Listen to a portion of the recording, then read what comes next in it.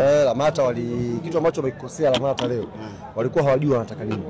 Wanataka kutrend nje ya uwanja au wanataka matokeo ndani ya uwanja. Sisi Bad Nation tunakubaliana, sisi tuwaache wa trend nje ya uwanja. Sisi ndani ya uwanja tukachukua matokeo. Watu tumechukua matokeo.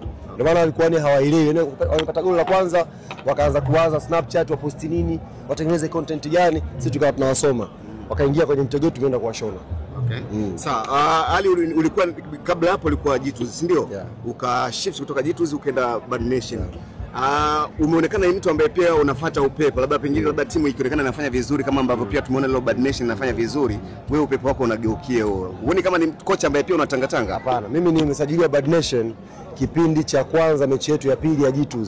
Mario alinifuata wakati tuko half time, akanifuata akaniambia, Ali, nataka uje ufanye kazi na sisi. Njoo tufanye kazi Bad Nation. Na pale pale tukakubaliana, nikaenda kufanya kazi Bad Nation. Kwa hiyo Mario ni mtu anajua mpira. Huwezi kuwa timu inaongozwa na Ndalo ukategemea ipate matokeo. Mario anajua mpira.